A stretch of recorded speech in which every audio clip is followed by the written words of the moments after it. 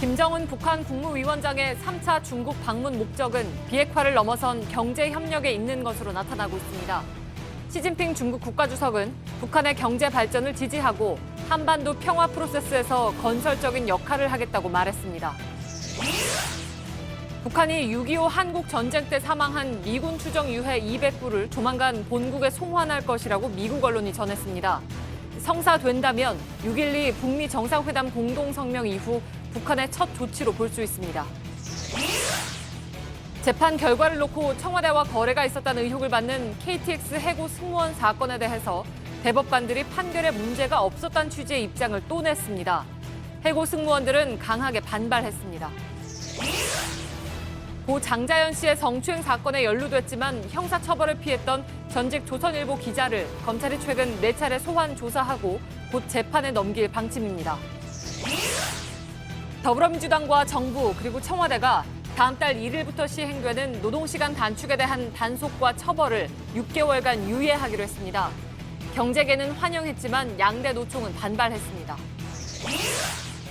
서울 강남의 유명 성형외과에서 의사와 간호사들이 마취 상태인 30대 여성의 신체 등을 비하하며 조롱하고 성희롱 발언을 했다는 폭로가 나왔습니다. 당시 해당 여성은 마취제에 대한 두려움 때문에 녹음기를 들고 수술실에 들어갔고 여성이 잠든 4시간 30분 동안 의료진의 발언이 고스란히 녹음됐습니다. 국내 최대 가상통화 거래소 빗썸이 해킹으로 350억 원 상당의 가상통화를 도난당했습니다. 이후 전 세계 가상통화 가격이 급락하며 불과 1시간 만에 약 10조 원이 증발했습니다. 농수로 위에 설치된 버스 승강장입니다. 지난달 이곳에서 주민 한 명이 넘어져 목숨을 잃었는데요. 반복되는 사고에 안전 설비를 강화해야 된다는 목소리가 크지만 지자체와 담당 기관은 방치하고 있습니다. 잠시 후 밀착 카메라에서 전해드립니다.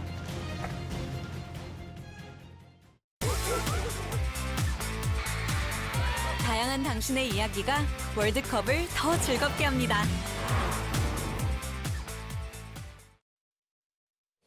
예, 시청자 여러분, JTBC 뉴스룸을 시작하겠습니다. 김정은 북한 국무위원장은 왜 또다시 베이징을 찾았을까? 단순히 북미 정상회담 결과를 설명하기 위한 것이 아니었습니다. 김 위원장은 1, 2차 방중 때와 달리 북한 경제를 총괄하는 핵심 참모들을 대동한 것으로 나타났습니다. 방중 이틀째인 오늘은 경제 관련 시설을 집중적으로 둘러본 후에 평양으로 돌아갔습니다. 여러 가지 상황을 놓고 볼 때 김 위원장의 이번 중국 방문은 그 초점이 비핵화 이후의 경제 개발에 맞춰져 있습니다. 그러나 동시에 비핵화 국면에서 중국의 역할이 점차 커지고 있다는 것을 부인할 수 없는 상황이 됐습니다.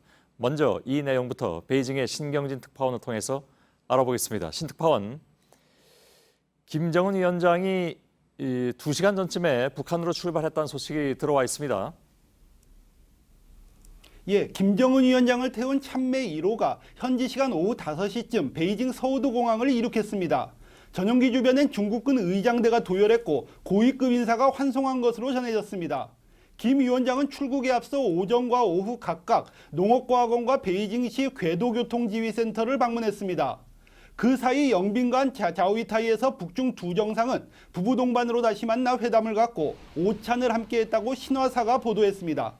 중국 외교부는 김 위원장의 오늘 동선에 대해 북한은 국정 중심을 경제 건설로 전환했다고 답변해 3차 방중의 동선이 경제와 밀접함을 확인했습니다. 예. 자, 어제처럼 중국 CCTV가 메인 뉴스가 우리 시간으로 8시니까 곧 관련 소식을 전할 수도 있는 상황인데 그건 좀 지켜보도록 하고요. 시진핑 주석은 김 위원장과 회담에서 한반도 평화체제 구축에서 역할을 강조했다고 했습니다. 비핵화 후속 협상 과정에서 본격적으로 역할론을 띄운 거라고 봐야 되겠죠? 예, 오늘 중국 CCTV 메인 뉴스는 1시간 전쯤 나온 신화사 보도와 같은 내용을 전하고 있습니다. 오늘 자오이타이 회담에서 시 주석은 북한과 중국이 관련국과 공동 노력한다면 한반도와 동북아 지역은 반드시 평화, 번영의 아름다운 장래를 맞이할 것이라고 강조했습니다. 전날 회담에서 관련국들은 힘을 합쳐 한반도 평화 프로세스를 공동으로 추진하기를 희망한다며 중국은 전과 같이 건설적 역할을 다하겠다고 밝힌 것과 같은 맥락입니다. 김 위원장 역시 전날 만찬사에서 한반도 지역의 새로운 미래를 여는 역사적 여정에서 중국 동지들과 긴밀히 협력하겠다고 말했습니다. 비핵화 후속 협상에서 북중이 공동 보조를 맞추겠다고 대내외에 드러내 보인 겁니다. 예, 인민일보가 북중 관계는 유일한 선택이다 이렇게 얘기를 했고 시진핑 주석은 북한 경제와 민생 발전, 사회주의 발전 지지 이 얘기를 계속 강조하고 있습니다. 이에 대해서 대북 제재 완화 입장이라는 해석도 나오는데 글쎄요 좀 앞서가는 건지 어떤 건지 어떻게 봅니까? 예, 시 주석은 어제 회담에서 국제 정세가 어떻게 변화하더라도 북중 관계 발전, 북중 우호, 사회주의 북한에 대한 지지는 변함없다는 3대 불변론으로 북한 후견자임을 강조했습니다. 중국이 대북 제재 완화까지 주도할 것이라는 우려가 제기되자 중국은 한 발 빼는 발언을 내놨습니다. 껑상 외교부 대변인은 첫째, 중국은 유엔 대북 결의안을 이행할 것이며 둘째, 국제 의무를 위반하지 않는 전제 아래 북한과 정상적인 교류와 협력을 진행하겠다고 강조했습니다. 예, 중국은 뭐 아시는 것처럼 지금 미중 무역 전쟁 와중에 있습니다. 이런 상황에서 북한을 지렛대로 삼을 수 있다 이런 시각을 차단하는 것으로 일단 봐야 되겠군요. 예, 북미 비핵화 협상과 미중 무역 전쟁이 동시에 진행되면서 미중 두 나라가 북한을 패권 경쟁의 카드로 쓴다는 분석이 힘을 얻고 있습니다. 북한 역시 미중 등거리 외교로 국익을 최대화하고 있다는 논리도 같은 맥락입니다. 황구시보는 자기 역량에 자신 없는 이들이 풀과 나무까지 모두 적의 군대로 여기는 셈이라고 했습니다. 주펑 난징 국제관계연구원 원장은 미중 무역 문제를 경솔하게 북한 카드로 해결하려는 것은 매우 우둔한 방법이라고 지적했습니다. 예, 신경진 특파원이었습니다. 중국 방문 이틀째인 김 위원장은 오늘 베이징 현지에서 농업과학원이라는 곳과 기초설비투자공사라는 곳을 방문했습니다. 중국과 경제협력 정상화를 준비하는 그런 차원에서 농업과 철도 또 북한에 꼭 필요한 두 산업의 중국 내 현주소를 직접 둘러본 것으로 보입니다. 이희정 기자입니다. 김정은 위원장은 현지 시간으로 오전 8시 30분 숙소인 갸오위타이를 나와 북쪽으로 향했습니다. 경찰 호위 속에 시내를 가로질러 도착한 곳은 농업과학원이었습니다. 지난달 북한 노동당의 친선 참관단이 먼저 방문했던 곳인데 당시 보고를 받았을 김 위원장이 한 달 만에 직접 현장을 찾은 겁니다. 중국 농업 현대화에 대한 관심이 크다는 걸 알 수 있는 대목입니다. 이후 숙소로 돌아온 김 위원장은 시진핑 국가주석 부부와 오찬과 회담을 이어갔습니다. 오후엔 인프라 건설과 투자를 책임지는 기초시설 투자공사를 찾았습니다. 남북한과 중국을 잇는 횡단철도 등 인프라 건설 사업과 관련해 중국의 능력과 의지를 확인하기 위한 행보로 해석됩니다. 이어 김 위원장은 귀국 직전 주중 북한 대사관도 방문해 직원들을 격려했습니다. 일반 국가 정상들에겐 흔한 일이지만 북한 최고 지도자가 중국을 방문해 자국 대사관을 찾은 건 이번이 처음입니다. 이렇게 1박 2일 일정을 모두 마친 김 위원장은 다시 귀국행 참매 1호에 올랐습니다. JTBC 이희정입니다. 예, 이번에 김정은 위원장의 수행단 그 면면을 보면 방중의 성격이 굉장히 명확하게 드러난다고 할 수가 있겠습니다. 취재 기자와 짧게 좀 확인해 보도록 하겠습니다. 신진 기자, 지금 우리 둘 사이에 나와 있는 세 사람 가운데 김정은 위원장은 뭐 다 아는 사람입니다만 네. 양쪽 사람들은 사실 처음 보는 분들이 많이 있을 것 같습니다. 면면이 많이 바뀌었다면서요? 네, 이 화면을 보면서 말씀을 드리겠습니다. 예. 2차 방중 때는 없었다가 이번에 새로 들어간 인물들만 살펴보면요. 예. 우리에겐 상대적으로 덜 알려져 있는 인물들입니다. 박봉주 내각 총리 그리고 박태성 노동당 부위원장이 포함이 됐습니다. 예, 박봉주 총리는 어떤 역할을 하는 사람입니까? 네, 박봉주 내각 총리는 경제정책을 총괄하는 인물입니다. 2000년대부터 북한 경제전선에서 업무를 해왔습니다. 특히 김정은 위원장이 새로운 국가 노선으로 사회주의 경제 건설에 대한 총력 집중을 제시하면서 위상이 높아지고 있습니다. 예, 김정은 위원장이 이렇게 경제정책 관계자들을 대동한 이유, 이건 아무래도 지금 말씀드린 것처럼 앞으로 경제 교류 협력에 비중을 두겠다 이런 뜻으로 봐야 되겠죠. 네, 그렇습니다. 박태성 부위원장은 노동당에서 교육과 과학, 기술 분야를 담당을 합니다. 지난달에는 중국에 방문을 해서 베이징과 상해의 각종 경제산업 시설들을 돌아보기도 했습니다. 경제 협력을 논의하기 위해서 경제 분야 총책임자들과 이번에도 동행한 걸로 보입니다. 예, 마지막 질문입니다. 그렇다면 아까 그 가능성을 좀 배제하긴 했습니다만 신경진 특파원과 북한이 중국의 제재 완화를 요청했을 가능성 있다고 봐야 될까요? 네, 일단 중국과 러시아는 북한의 비핵화 조치가 이행이 된다면 제재 조치들도 조정돼야 한다는 입장입니다. 예. 김 위원장은 안보리 제재뿐만이 아니라 중국이 내부적으로 엄격하게 규제를 하고 있는 석유 제재 등의 완화를 요청했을 가능성이 있습니다.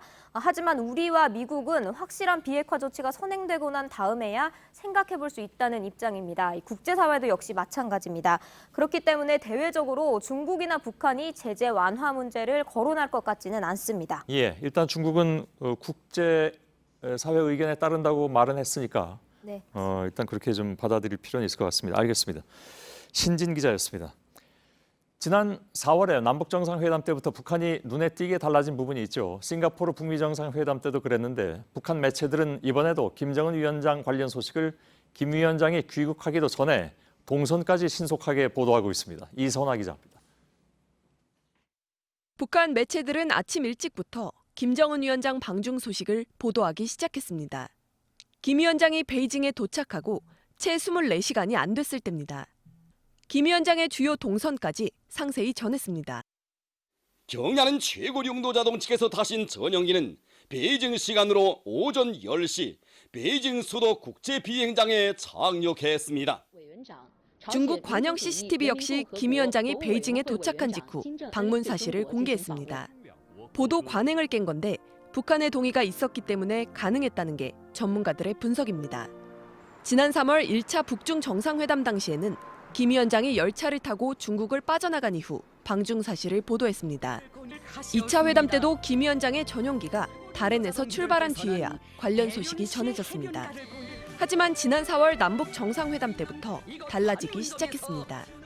당시 조선중앙통신은 김 위원장이 판문점으로 출발한 사실을 곧바로 보도했습니다. 북미 정상회담 때 역시 북한 매체들은 김 위원장의 밤나들이 영상과 사진을 신속하게 공개한 바 있습니다. 이런 달라진 보도 방식은 정상국가라는 이미지를 알리기 위한 김 위원장의 정책적 판단에 따른 것이란 분석이 나옵니다. JTBC 이선아입니다. 북한이 한국전쟁 때 사망한 미군 추정 유해를 곧 본국으로 송환할 것으로 보입니다. 성사가 되면 6.12 북미 정상회담 공동성명의 4번째 내용으로 북한의 첫 조치가 되는 셈입니다. 유해 수습을 위해서 트럼프 미 대통령이 특사를 파견할 가능성도 있어 보입니다. 이한주 기자입니다. 미국 CNN이 복수의 미 정부 관리를 인용해 북한이 최대 209의 미군 전사자로 추정되는 유해를 곧 송환할 것이라고 보도했습니다. 북한이 신속히 조처한다면 이번 주 내로 송환이 가능하다고도 했습니다. 로이터 통신은 북한이 한국 유엔군 사령부에 유해를 송환할 것이며 이후 하와이 공군기지로 이송된다고 전했습니다. 여기에서 DNA 검사로 신원 확인을 거치는 절차가 예상됩니다. 송환이 이뤄진다면 6.12 북미 정상합의의 첫 이행입니다. 로이터는 유해 송환을 김정은 위원장이 미국과의 관계 개선에 진지하다는 것을 보여준다고 평가했습니다. 미군의 유해 송환은 2007년에 마지막으로 이루어졌습니다. CNN은 또 백악관이 유해 수습을 위해 평양에 특사를 파견할 수 있다고 보도했습니다. 폼페이오 국무장관이 추가 방북을 시사한 만큼 직접 유해 송환을 맡을 수 있다는 관측도 나옵니다. 미국 국방부는 한국 전쟁에서 미군 7,697명이 실종됐으며 이 가운데 약 5,300명의 유해가 북한에 있는 것으로 추정하고 있습니다. JTBC 이한주입니다. 재판 거래 의혹으로 검찰 수사를 받고 있는 사법부에서 대법관들이 또 집단으로 입장을 냈습니다. 재판 거래 사건의 하나로 의심받는 KTX 해고 승무원 판결에 문제가 없었다면서 자료를 만들어서 기자들에게 배포한 것입니다. 수사가 진행 중인 사안에 최고위직에 있는 법관들이 입장을 내는 것은 부적절하다는 지적이 당장 나오고 있습니다. 강현석 기자의 보도입니다. 대법관들은 KTX 해고 승무원 판결에 대해 사실상 문제가 없다는 취지의 자료를 냈습니다. 지난 2015년 2월 판결 당시 코레일과 여승무원 간의 근로관계를 인정할 수 없었다는 겁니다. 별도로 배포한 참고 자료에선 집단 지성에 의한 검증을 거쳐 대법원 소부재판관 전원의 의견이 일치됐다고 했습니다. 여러 명이 재판에 참여한 만큼 거래 의혹 등은 없었다는 겁니다. 대법관들은 지난 15일에도 재판 거래는 없었다는 취지로 공동 입장을 밝힌 바 있습니다. 당사자인 KTX 해고 승무원들은 강력 반발하고 나섰습니다. 당사자가 본인의 판결에 대해서 재판 거래가 아니다라고 이런 식으로 한 것은 이 법원이 얼마나 거만하고 무슨 수사에 대한 협조를 하겠다는 건지. 법조계에서도 부적절하다고 지적하는 목소리가 나옵니다. 이미 검찰 수사가 개시된 상황에서 대법관이 의견을 낸 것은 검찰 수사에 영향을 미치는 의도가 다분히 있다고 보입니다. KTX 해고 승무원들은 이번 입장 발표에 항의하는 긴급 기자회견을 내일 대법원 앞에서 진행합니다. JTBC 강혜석입니다. 대법관들이 이처럼 잇따라 입장을 내놓으면서 비판 여론이 커지는 가운데 그 배경에도 궁금증이 커지고 있습니다. 검찰이 초반부터 전임 대법원장의 PC 하드디스크를 내놓으라고 요구하는 등 강공책을 펼치면서 일부 대법관도 수사 대상이 될 수밖에 없는 상황 등을 우려하는 것이 아니냐 하는 분석이 나오고 있습니다. 심수미 기자입니다. 오늘 대법관들의 두 번째 입장 발표는 법원을 겨냥해 강수를 두고 있는 검찰 수사를 의식한 것이라는 분석이 나옵니다. 검찰은 전 대법원장 PC에 하드디스크를 포함해 모든 자료를 넘기라고 요청했습니다. 하지만 대법원은 이틀째 아무런 답변을 하지 않고 있습니다. 검찰이 하드디스크 통째로 요청했는데 검찰의 요청대로라면 법원의 자료와 판사들에 대한 전방위 수사가 예고된 것과 마찬가지입니다. 앞서 법원은 임종헌 전 행정처 차장 등 판사 4명의 하드디스크에 대해 의혹과 관련한 키워드를 입력한 뒤 문서를 골라내는 방식으로 조사했습니다. 하지만 검찰은 양승태 전 대법원장과 전 행정처장 등 고위 법관들을 포함해 문건 작성에 관여한 모든 이들의 하드디스크 원본을 달라고 요구했습니다. 검찰은 포렌식 기술을 사용해 삭제된 일부 파일의 복구까지 시도할 것으로 전망됩니다. 이처럼 검찰이 포문을 겨눈 조사 대상엔 현직 대법관들의 하드디스크 등도 포함돼 있습니다. 대법관들이 곤혹스러울 수밖에 없다는 분석이 나옵니다. 김명수 대법원장이 적극 협조를 약속한 상황에서 검찰 요청에 어떻게 응할지 더 주목을 받고 있습니다. JTBC 심수희입니다. 대한항공 총수 일가인 이명희 씨가 오늘 또다시 구속 갈림길에 서 있습니다. 앞서 직원들을 폭행한 혐의에 대해선 구속영장이 기각됐지만 이번에는 필리핀 가사 도우미를 불법 고용한 혐의로 두 번째 영장 심사를 받고 있는 것입니다. 재벌 총수 부인이 구속영장 심사를 이렇게 잇따라 받는 일도 처음입니다. 이 시각 영장 심사를 진행하고 있는 서울중앙지법의 취재기자 연결하겠습니다. 최수연 기자, 자, 이번에도 늦은 시간에 결과가 나오겠죠? 네, 맞습니다. 이르면 늦은 밤 혹은 자정을 넘긴 내일 새벽에는 결과가 나올 것으로 보입니다. 현재 이명희 씨는 서울 양천경찰서 유치장에서 대기하고 있는데요. 만약 영장이 발부되면 유치장에서 구속된 상태로 조사를 받게 됩니다. 앞서 이명희 씨는 오늘 오전 10시 20분쯤 이곳 서울중앙지법에 출석했습니다. 이 씨는 필리핀인 10여 명을 대한항공 연수생으로 속여서 불법으로 입국시킨 뒤에 가사도우미로 일을 시킨 혐의를 받고 있습니다. 특히 이 과정에서 대한항공 비서실을 통해서 불법 고용을 지시한 의혹도 있습니다. 이 불법 고용과 관련한 취재진의 질문에 이명희 씨는 한숨을 한번 내쉰 뒤에 성실히 조사에 임하겠다고만 답했습니다. 필리핀 가사도우미들은 최근 대한항공 총수 일가의 갑질 의혹이 불거진 뒤에 모국으로 돌아간 것으로 파악된 바 있습니다. 이 때문에 법원이 오늘 영장실질 심사에서 이 씨의 증거인멸 등을 인정할지 주목됩니다. 지금까지 서울중앙지법에서 JTBC 최수연입니다. 이런 가운데 이명희 씨가 수행 운전기사에게 욕설을 하는 영상이 추가로 공개됐습니다. 기사의 휴대전화기와 옷차림을 트집 잡으면서 폭언을 쏟아내는 이 씨의 갑질에 다시 한번 공분이 일고 있습니다. 오선민 기자입니다. 이명희 씨가 손가락질과 욕을 하면서 수행기사에게 다가옵니다. 안국동 지압해서 내 오늘 지압 몇 시에 할 수 있는지 제대로 이 전화해서 제대로 말해. 일정을 물으면서 다시 욕설을 내뱉습니다. 너 왜 전화는 2개씩 들고 다녀? 개인 전화 부셔버려? 옷차림을 놓고 트집을 잡기도 합니다. 이럴 때는 돼요! 오늘 나 행사 있어 없어? 오늘 내 어디 중요한 행사 있어 없어? 크게 말해! 없는데 왜 넥타이 매고 이후 약 20분 동안 50여 차례에 걸쳐 이 씨의 욕설과 고성이 이어진 것으로 파악됐습니다. 기사는 이 씨의 폭언과 폭행이 일상적이었다고 주장했습니다. 추가로 공개된 영상에 대해 이 씨는 침묵했습니다. 폭언과 폭행 녹음 영상이 나왔는데요. 하실 말씀 없습니까? 두 번째 어떻게 하고 JTBC 오선민입니다. 앞으로 재벌 총수 등이 공항을 이용할 때 항공사 의전팀이 짐을 대신 날라주던 관행이 사라집니다. 관세청은 한진그룹 총수 일가의 밀수 의혹을 계기로 이런 과잉 의전을 없애기로 했다고 밝혔습니다. 짐을 대신 운반해주는 대상은 대통령과 오부 요인 등 공식 의전 대상자와 노약자, 장애인으로 제한됩니다.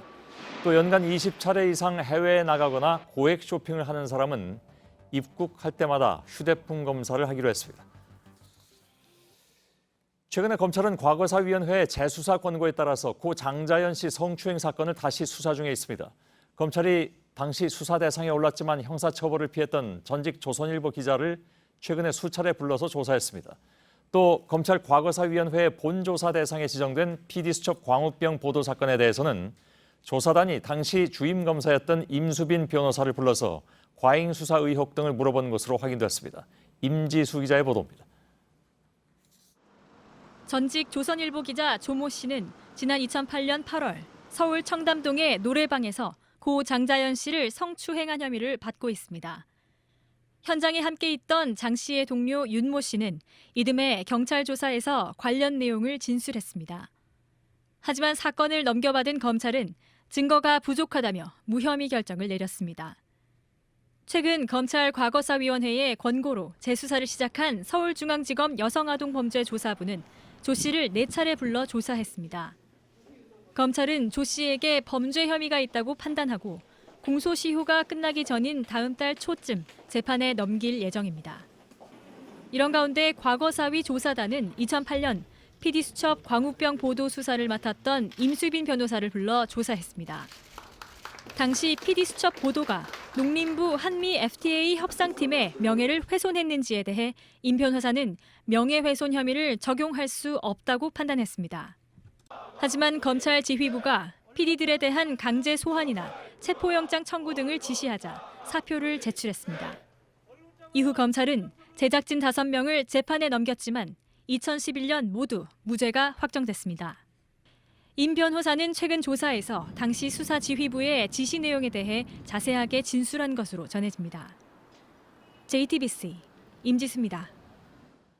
자유한국당 김재원 의원이 경북 의성 군수가 과거에 음주운전으로 사고를 냈을 때 사건 처리에 개입했다고 말하는 동영상이 공개됐습니다. 이 영상에 따르면 검사 출신인 김 의원은 직접 담당 검사에게 전화를 해서 좀 봐달라고 했고 해당 검사도 알겠다는 취지로 답했다고 합니다. 사실이라면 사건 청탁이 되는 셈인데 서복현 기자의 보도로 보시겠습니다. 김주수 의성 군수가 2014년 지방선거 전에 열었던 예비후보 사무소 개소식입니다. 의성이 지역구인 김재원 의원도 참석해 격려사를 했는데 도중에 갑자기 음주사고 얘기를 꺼냅니다.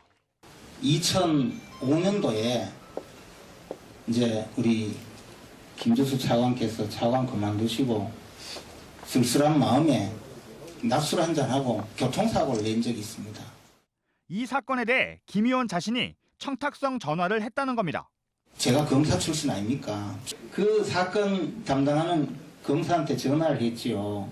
그 여검사인데 안동 출신입니다. 김 의원에 따르면 해당 검사는 부탁을 들어줬습니다. 우리 지역의 훌륭한 선배인데 그 좀 봐주소이 했기는 우리 고향도 가까운데 벌금이나 시기 때리고 그냥 봐줄게요. 재판 안 받도록. 그래가 벌금 받은 적 있습니다. 개소식엔 전직 검찰총장도 참석했는데 김 의원은 이 인사까지 거론하며 음주운전을 합리화했습니다. 음주운전 안 한 분 하면 총장님도 음주운전 하시겠네요.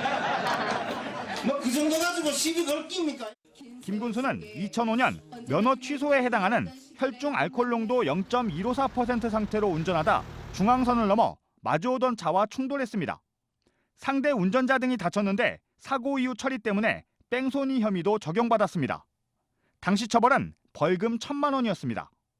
6.13 지방선거에서 재선에 성공한 김 군수는 JTBC 취재진에 당시 김 의원에게 청탁한 일이 없다며 더는 할 말이 없다고 말했습니다. 김 의원에게도 해명을 받기 위해 연락했지만 전화나 문자 메시지에 답하지 않았습니다. JTBC 서복현입니다. 서울 강남의 유명 성형외과에서 마취 상태로 옷을 벗고 누워있는 30대 여성 환자를 의사와 간호사들이 조롱하고 성희롱한 내용이 고스란히 녹음됐습니다. 당시 여성은 마취제에 대한 두려움 때문에 녹음기를 들고 수술실에 들어갔다고 합니다.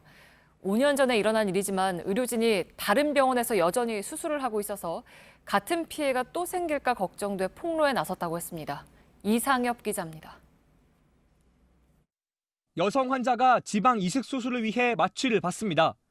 30대 여성을 상대로 의료진의 조롱이 이어집니다. 완전 제로한 거죠? 아니, 아예 미쳤잖아. 아무튼 없을 거야. 신체의 특정 부분을 언급하는 성희롱 발언도 나옵니다. 근데 우리 정말 가슴이 차가웠다. 수술에 대한 너무 큰 로망이 있는 거 아니야? 2013년 서울 강남의 유명 성형외과에서 나온 이 같은 대화는 여성 환자가 갖고 들어간 녹음기에 그대로 담겼습니다. 최근 이 여성은 당시 수술실 CCTV도 입수했습니다. 의료진은 여성이 듣고 있진 않을까 불안해하기도 합니다. 나중에 일어나서 좀 다 들렸어요.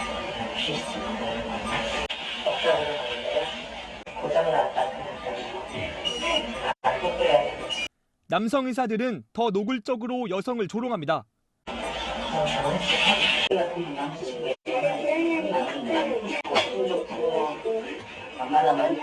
마취에서 깬 여성은 4시간 30분 만에 몸을 일으켰고 당시 의료사고 가능성 등을 걱정해 소지했던 녹음기를 통해 대화 내용을 모두 들었습니다. 이런 일이 어떻게 나한테 일어나는지 제가 창피한 거를 감수하더라도 세상에 알려야 되겠다 생각을 한 거죠.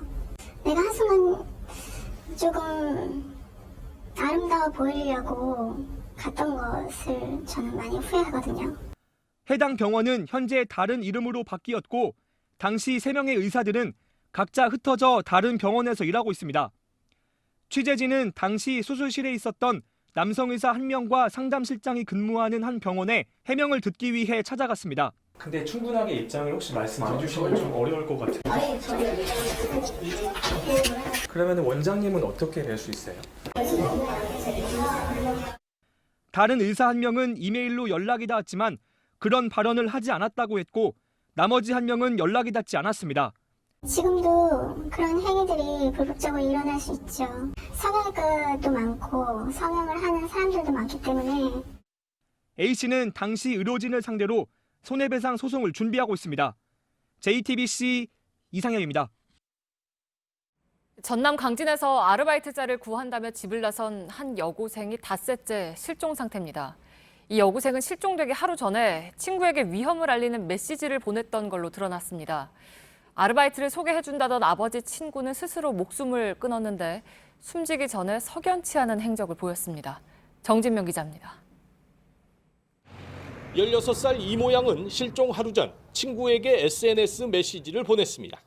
나한테 무슨 일이 생기면 신고해달라.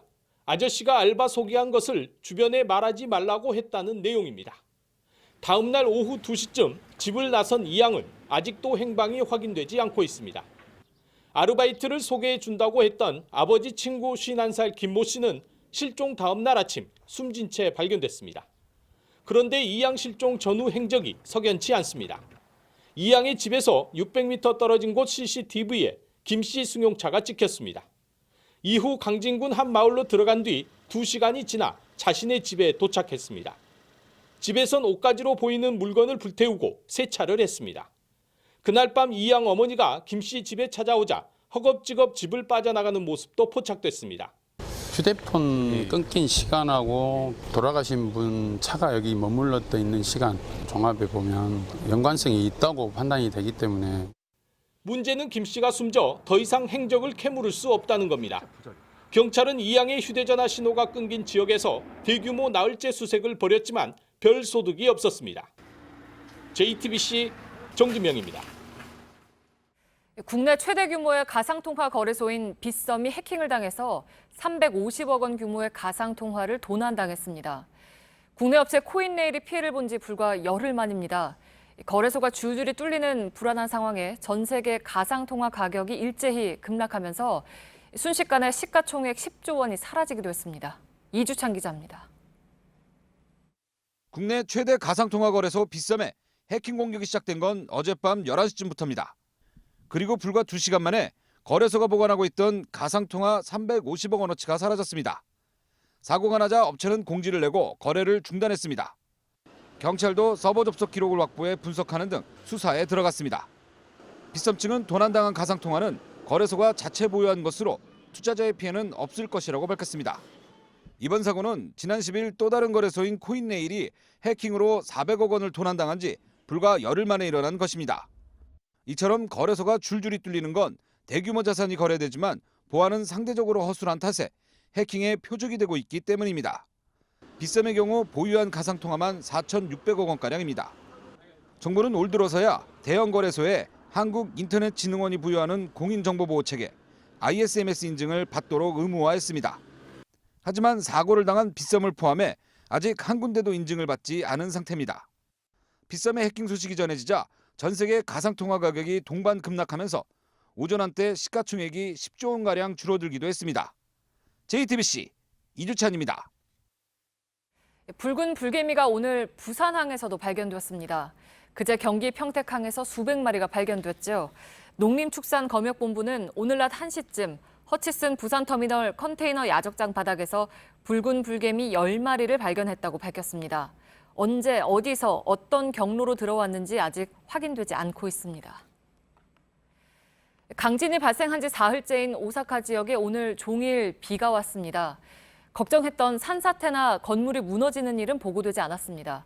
하지만 아직 수도와 가스가 여전히 끊긴 상태고 여진도 이어지고 있습니다. 윤서령 특파원입니다. 여진은 오늘 새벽에도 2차례나 더 찾아왔습니다. 지금까지 여진은 35번 관측됐습니다. 진도 6 약의 강한 지진이 찾아왔던 이바라키시입니다. 형태를 알아보기 힘들 정도로 심하게 망가진 문이 보이고 있는데요. 여진의 우려가 아직 가시지 않았기 때문에 파란 비닐로 현장을 덮어놓은 상태입니다. 주민들은 비닐로 지붕을 덮어 임시로 비를 피했습니다.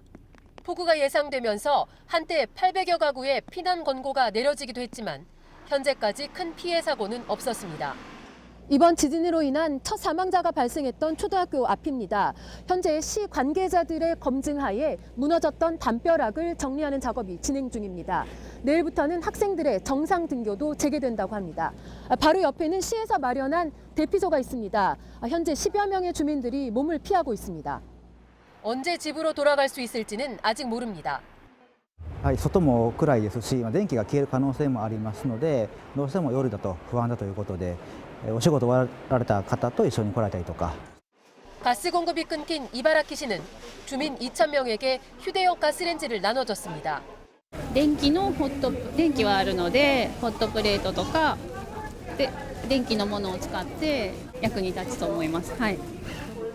일부 지역에선 깨끗한 물이 나오지 않아 급수차로 물을 공급하고 있습니다. 시민의 불편을 최소화하는 작업이 분주하게 이어지고 있습니다. 그 사이 도로와 교통망은 빠르게 복구돼 점차 정상화하는 모습입니다. 오사카에서 JTBC 윤서령입니다. 우리나라에서 가장 크고 오래된 석탑이죠. 국보 11호 미륵사지 석탑입니다. 콘크리트에 기대 간신히 지탱했던 석탑이 20년의 대수술 끝에 원래 모습으로 돌아왔습니다. 권근영 기자가 다녀왔습니다. 전북 익산 미륵사터. 백제 때 지어진 절은 사라졌지만 웅장한 탑이 남아 1400년 세월을 지켰습니다. 1992년 졸속 복원된 동탑과 달리 반쯤 부서져 있던 서탑. 20년의 대수술을 마치고 제 모습을 드러냈습니다.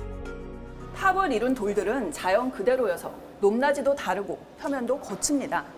3,000개 가까운 돌들을 하나하나 허문 뒤 다시 쌓았습니다. 묻혀 있어서 오히려 잘 보존된 석인상은 백제의 미소를 그대로 간직하고 있습니다. 1915년 일본인들이 무너져 내린 부분을 고친다고 콘크리트를 발랐는데 석탑은 그렇게 100년을 견뎠습니다. 결국 안전 문제가 제기되면서 해체가 시작됐고 이 과정에서 사리 장엄구가 발견되면서 백제 무왕 때인 639년 건립됐다는 사실도 알게 됐습니다. 단일 문화재로는 가장 긴 기간의 복원. 이 작업에 참여했던 20대 아르바이트생은 어느새 40대 가장이 됐습니다. 제 개인적인 바람으로는 100년, 200년, 또 1000년 이상 잘 버텨주기를 이렇게 소망하고 있습니다. 국립문화재연구소는 다음 달부터 덧집을 철거하고 올해 말 석탑의 완전한 모습을 공개할 예정입니다. JTBC 권근영입니다. 다음 달 1일부터 주당 노동 시간을 최대 52시간으로 줄이는 법이 시행되지만 단속이나 처벌은 6개월 뒤인 내년부터 실시합니다. 정부 여당과 청와대가 준비가 필요하다는 경제계의 요청을 받아들인 것입니다. 노동계는 즉각 반발하고 나섰습니다. 이윤석 기자입니다. 정부 여당과 청와대가 지방선거 이후 처음으로 한자리에 모였습니다. 이낙연 국무총리는 노동시간 단축에 따른 시장의 충격을 최소화하기 위한 계도 기간을 제안했습니다. 준비 시간이 넉넉지 않다는 현실을 이해합니다. 그러나 시행 자체는 요약이 어렵고요. 시행은 법대로 하되 연착륙시키기 위한 계도 기간은 삼을 필요가 있다. 다음 달 1일부터는 노동자가 주당 52시간을 초과해 근무할 경우 사업주가 처벌받게 됩니다. 하지만 처벌에 대해선 6개월간 일종의 계도 기간을 갖기로 당정청이 의견을 모은 겁니다. 한국경영자총협회가 유예 기간이 필요하다고 요청한 걸 받아들인 겁니다. 경제계는 환영의 뜻을 나타냈습니다.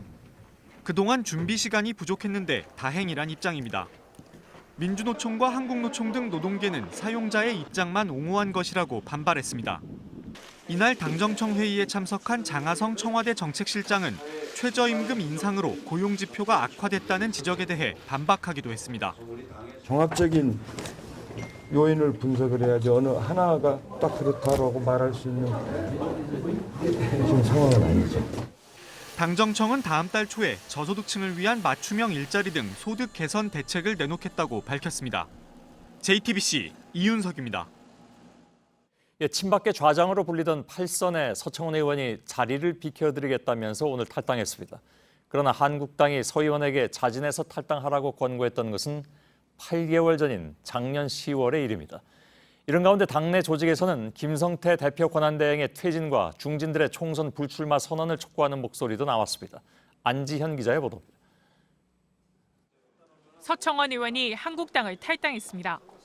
당에 도움을 드릴 수 없기에 조용히 자리를 비켜드리겠다고 밝힌 서 의원은 보수의 가치를 제대로 지키지 못해 국민의 분노를 자초한 책임이 크다고 했습니다. 김성태 당대표 권한대행은 환영했습니다. 대선배님들이 이렇게 결심을 해주시는 부분에 대해서는 앞으로 자유한국당이 건강한 정당으로 이렇게 다시 일어설 수 있는 그런. 서 의원은 지난해 임명진 비대위원장 시절엔 당원권이 정지됐고 이후 홍준표 대표 땐 당협위원장직이 박탈되는 등 매번 인적 청산의 대상으로 꼽혀왔습니다. 이런 가운데 당내 최대 직능조직단체인 중앙위는 김성태 대행의 사퇴와 중진 의원들의 총선 불출마를 촉구했습니다. 당의 주인인 우리 330만 당원의 의사를 무시한 독단적 발상이며 기득권을 더욱 강화하겠다는 의도로 보일 뿐이다. 김성태 대행의 쇄신안을 놓고 공방이 계속되는 가운데 한국당은 내일 의원총회를 열고 당내 쇄신 방향을 놓고 토론을 벌일 예정입니다. JTBC 안지현입니다. 포스코가 차기 회장 후보군을 추리고 있습니다. 그런데 그 과정이 전혀 공개되질 않아서 깜깜이 논란이 일고 있습니다. 그러다 보니까 전 현직 포스코 임원이나 유력 인사들의 입김이 작용한다는 잡음이 나오고 있습니다. 오늘 정치권에서는 회장 선임 절차를 중단하고 대책을 마련해야 한다는 주장이 제기됐습니다. 김혜미 기자입니다. 포스코는 2000년 민영화된 이후 정권이 바뀔 때마다 회장이 교체되며 낙하산 논란이 일었습니다. 전임 권호준 회장은 이명박 박근혜 정부 시절 여러 비리와 연루돼 있다는 의혹을 받다 지난 4월 사임했습니다. 현재 5명의 포스코 사회이사로 구성된 기구인 최고경영자 승계 카운슬에서 차기 회장을 뽑는 절차를 진행 중입니다. 하지만 그 과정과 내용은 전혀 공개하지 않고 있습니다. 여당은 이번 선출 과정에 전현직 포스코 임원들의 입김이 작용하고 있다며 관련 절차를 중단하라고 요구했습니다. 부실 경영에 직접적인 책임이 있는 사회이사들이 포스코의 혁신을 책임져야 할 CEO를 선출하려고 하고 있다. 정의당도 밀실 인사를 중단하고 새로운 절차를 마련할 것을 촉구했습니다. 포스코 일대 주주가 국민연금인 만큼 정부가 나서 개선책을 마련해야 한다는 겁니다. 포스코를 특정 세력의 사유물에서 진정한 국민의 기업으로 되돌려놓기 위한 출발점이 되어야 합니다. 정의당 기자회견에 함께 나온 전직 포스코 직원은 친정부 인사가 회장 선임에 영향력을 행사하고 있다고 주장했습니다. JTBC 김혜미입니다. 검찰이 경제검찰로 불리는 공정거래위원회에 대해서 칼을 빼들었습니다. 공정위가 대기업의 범죄 혐의를 포착하고도 관련 사건을 제대로 처리하지 않은 정황을 포착해서 오늘 전격 압수수색에 나선 것입니다. 대부분 이전 정부 하에서 일어난 일이고 공정위는 수사에 적극 협조한다는 입장인데 그 파장이 클 것으로 보입니다. 한민영 기자의 보도입니다. 검찰은 공정위가 대기업의 범죄 혐의를 포착하고도 고발하지 않는 등 사건을 부당하게 처리한 정황을 포착했습니다. 검찰은 공정위가 이렇게 뭉갠 사건만 모두 수백 건으로 대부분 현 정부 출범 이전에 일어난 일로 파악했습니다. 삼성과 현대, LG 등 국내 굴지 대기업들이 모두 관련된 것으로 검찰은 보고 있습니다. 특히 검찰은 아직 공소시효가 남아 수사가 가능한 사건도 50건이 넘는 것으로 확인했습니다. 검찰은 공정위 간부들이 과거 조사했던 대기업에 재취업한 사실도 확인한 것으로 파악됐습니다. 나아가 공정위의 인사 관련 부서가 퇴직자들의 재취업을 조직적으로 관리한 정황도 수사하고 있습니다. 공정위가 기업에 재취업할 인사의 급여까지 정해줬다는 겁니다. 검찰은 압수물 분석을 마치는 대로 관련자들을 불러 조사할 방침입니다. JTBC 한민용입니다. 국내 취업 상황이 최악의 상황으로 가면서 해외로 눈을 돌린 청년들이 꽤 있지만 거의 취업 사기 수준의 피해를 당하는 경우가 늘고 있습니다. 몇 가지 사례를 지금부터 전해드릴 텐데 문제는 이런 프로그램을 지원하는 한국산업인력공단이 관리나 감독을 제대로 하지 않고 있다는 것입니다. 전다빈 기자의 보도입니다. 30살 취업준비생 이선영 씨는 정부 지원 프로그램으로 호주에 취업했다가 1년 만에 돌아왔습니다. 1,500불 정도는 벌 수 있다고 실제로 번 돈은 한 달에 한 38만 원에서 45만 원 사이였고 반값조차 낼 수가 없어서 뭐 청소나 부업 일 같은 걸 했었어야 됐어요. 호주 수영 강사 자격증을 딸 수 있다던 말도 거짓이었습니다. 자격증 발급이 아예 불가능한 업체였던 겁니다. 하지만 해외 취업을 주선한 한국산업인력공단과 순천대는 이를 거르지 못했습니다. 이 사업을 관리 감독이 안 되고 있어요, 전혀. 저희는 전화를 한 번도 받은 적도 없고. 최저시급도 못 받고 일한 경우도 있습니다. 영주권을 따게 해주겠다면서 터무니없이 적은 돈을 준 겁니다. 트레이닝 비자로 이제 영주권 딸 수 있게 도와준다고 하셨었어요. 그런 것 때문에 제대로 된 시급도 못 받고. 이 피해자는 3년간 법정 다툼 끝에 올 1월에야 2,400만 원을 받아냈습니다. 일본으로 간 취업자는 4개월 동안 제대로 일자리도 못 구했다고 합니다.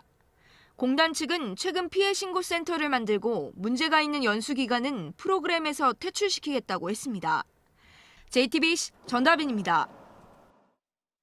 네, 다음 달부터 저소득층 지역가입자의 건강보험료 부담이 월 2만 원가량 줄어듭니다. 580만 명 정도가 혜택을 볼 걸로 추산됩니다. 반면 30만 명에 이르는 고소득 무임승차자는 보험료를 내야 합니다. 윤영탁 기자입니다. 지난 2014년 생활고를 비관해 세상을 등진 송파 세모녀. 소득이 전혀 없었지만 30대 두 딸과 단칸방에 산다는 이유로 월 4만 8천 원의 건보료가 부과됐습니다. 다음 달부터는 이렇게 소득과 관계없이 나이와 성별 등으로 재산을 추정해 매기던 평가 보험료가 폐지됩니다. 연소득 100만 원 이하인 지역가입자는 최저 보험료 월 13,100원만 내면 됩니다. 지역가입자의 80% 가까이가 월 평균 2만 원 정도 감면을 받을 전망입니다. 대신 무임승차자는 많이 줄어듭니다. 지금까지는 연금과 이자, 기타 소득이 각각 4천만 원 이하면 직장인 자녀의 피부양자로 등록해 보험료를 한 푼도 안 낼 수 있었습니다.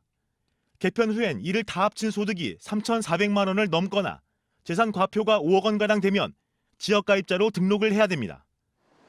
직장가입자의 형제 자매도 등록을 할 수 없게 됩니다. 정부는 이번 개편으로 연 8,500억 원 가까운 수입이 줄 것으로 내다봤습니다. 이를 보충하기 위해 보험료를 올려야 하지만 일단 상위 1% 고소득 직장인만 월 12만 원 정도 올리기로 했습니다. 하지만 앞으로 이른바 문재인 케어에 따른 추가 재정 투입도 예정돼 있어 건보료 인상은 불가피해 보입니다. JTBC 윤영탁입니다. 여자 쇼트트랙 심석희 선수를 폭행해서 수사를 받고 있는 조재범 전 국가대표팀 코치가 다른 선수들도 폭행했던 걸로 파악됐습니다. 경찰은 조 전 코치에 대해서 상습 상해 혐의로 구속영장을 신청했습니다. 이상화 기자입니다. 경찰이 상습 상해 혐의로 조재범 전 쇼트트랙 국가대표팀 코치에 대해 구속영장을 신청했습니다. 심석희 선수 폭행을 수사하는 과정에서 3명의 선수를 때린 혐의도 추가로 드러났다고 합니다.